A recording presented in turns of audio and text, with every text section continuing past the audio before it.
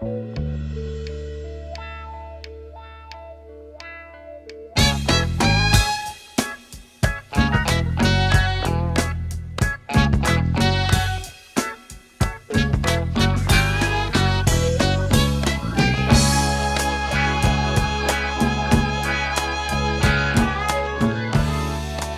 is the Narrow Road Ministry doing a three-part story on William Grajeda, a.k.a. Topo, Bill Grajeda.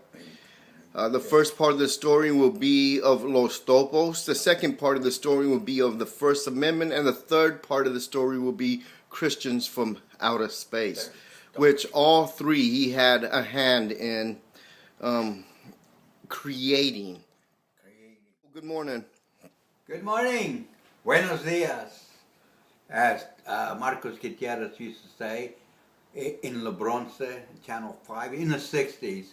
Buenos dias, damas y caballeros. This is Marcos Gutierrez. I used to tease him. That's the way he sounded. But he was a good chap. Yes. How did Los Topos come about? I guess, as we always did, we sat inside the thinking tank, which was the kitchen. We sat there and go, what should we call this group?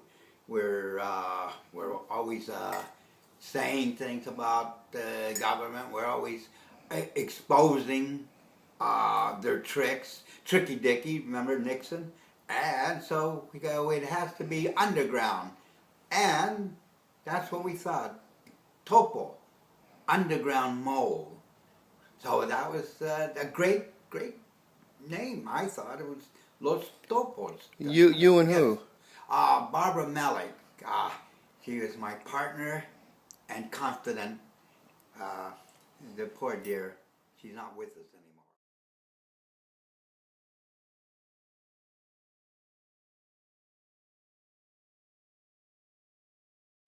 Loved her all the way. She, God bless her soul. I am the last Topo here in the studio. Yes. Why Los Topos? Why? Why? Because basically the Latin communities needed someone to talk for, talk to, talk with. Not too many groups would go into the community, alleys. Anybody know alleys in San Francisco? Cap Street, Dorr Street, Decatur Street, Natoma Street. Those were alleys. And of course we performed in San Antonio Park, in Fruitvale, and around Fruitvale. We used to call it Jingletown. We worked in the street. We performed wherever we can, on top of flatbeds, trucks, someone's steps, and that's how we started, telling people what was happening in their community. By the police, always curfew time. What else did they do? Make up all these things just to stop them, just to stop the brown kids. I mean, I never saw them stop anybody on Piedmont, or did they ever stop a canoe in Lake Merritt? No, they'll stop you, brown people in their car, have the whole family lay on the floor and handcuff you in front of your children. It's not right. There has to be someone speaking out for them. That's a good way to segue into this next question. Who was the first participants of Los Topos? It started, Los Topos started in Laney College at the drama class. And we had students, and they wanted to perform. We performed in the square of Laney College. And then two or three of the students wanted to perform out of the college campus and into clubs or streets or wherever. And out of them, Manuel was a student, and I forget that Suling, was it Suling?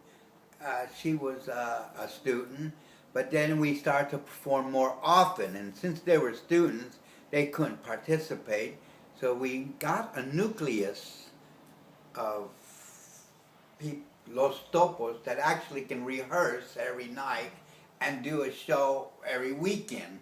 And that was, one of them was Wilma Bonet, the other one was Esperanza, Larry, I don't know his name, and there was Hector, who was our guitarist, and those were the Los Topos, going from one venue to another in Cinco de Mayo, which, that's a good job once a year.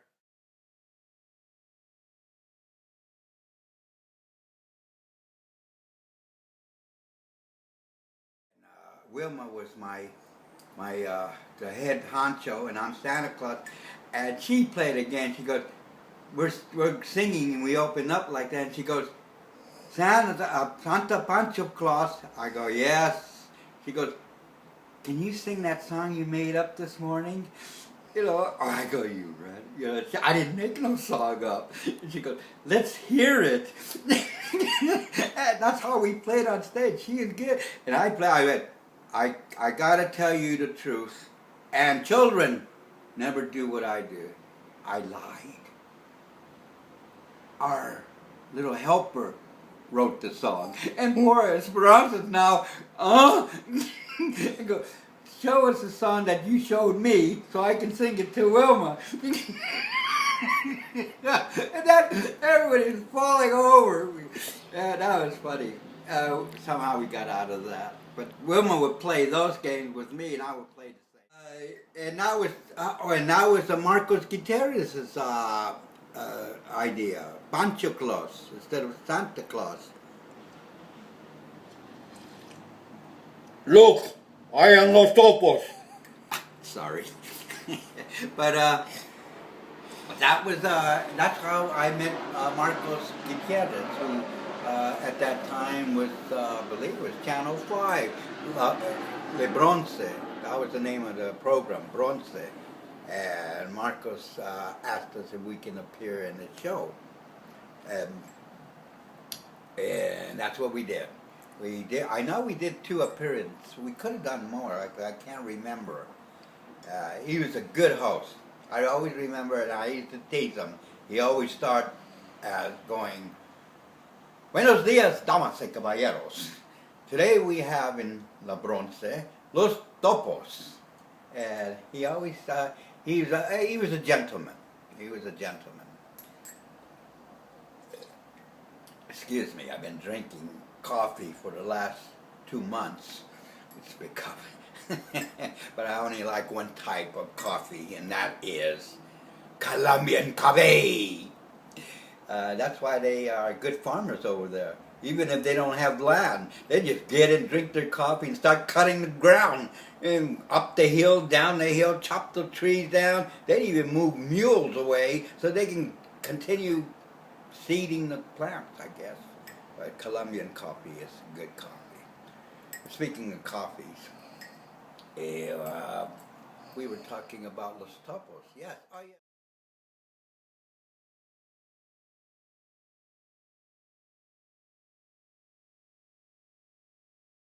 Yes.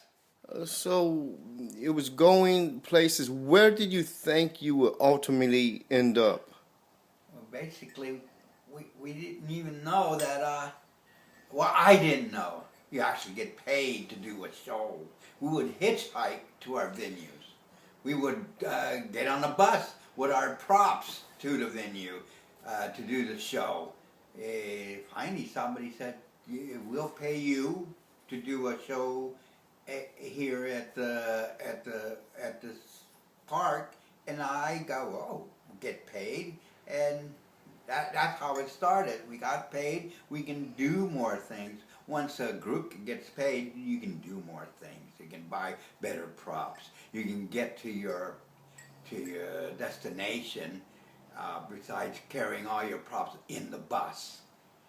But what was the question? Where do you think he was going to end up at? I tell you not to say that again. Um, Here, on this stool, drinking coffee.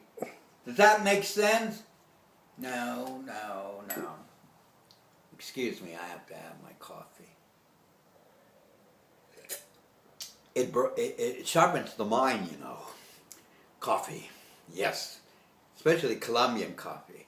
It sharpens the mind. But, where were we? Now I'm going way ahead of myself. when was his time? This was in the 60s. The 60s, where everything was bubbling up like a heavy, hard soup. Things in Ohio, Nixon, Vietnam, Angela Davis, the Black Panthers, the Brown Berets, even the Gray Panthers, and SLA, and there were more underground little groups that actually never made it. It's hard to keep a group going, especially if you don't get paid. And it was just the soul in your mind that you want to do what you're doing, and we wanted to perform in communities to help to show people and tell people how they can help in their life.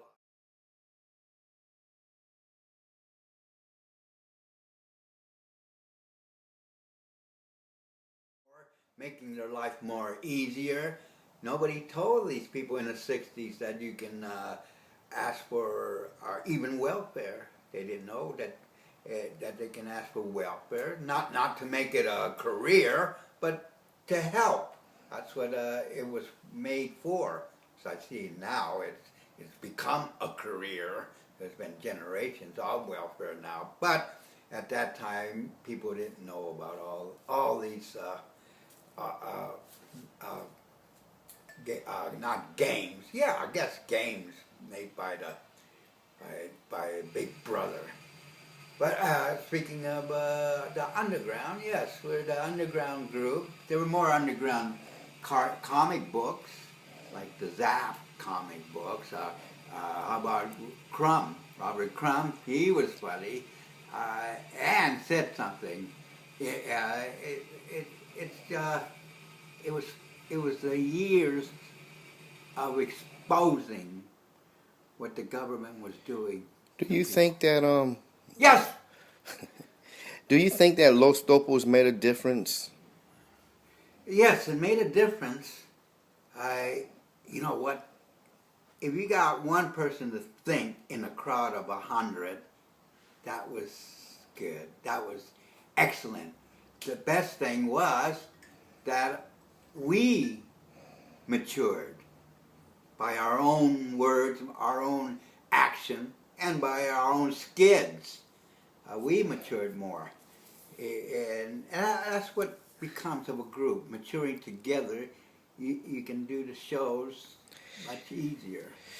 If that makes any sense. Did you stay Los Topos? No, because of its name, we found ourselves only working on Cinco de Mayo or Brown Puppy Day. And so we said we gotta change our name so we can have more work, find more venues, travel more. And the First Amendment came in mind. Not that easy. We sat down and made up that name for the new group. You said we. Who is we? Again, Barbara Malik, who's not with us anymore, deceased. May she have a blessed soul. And always her. It was her and I.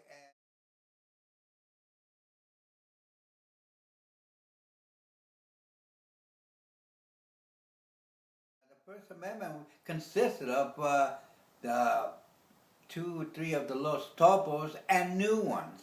People who wanted to join our group. We couldn't pay them, so if they wanted to join the group and be serious in their acting, come with us.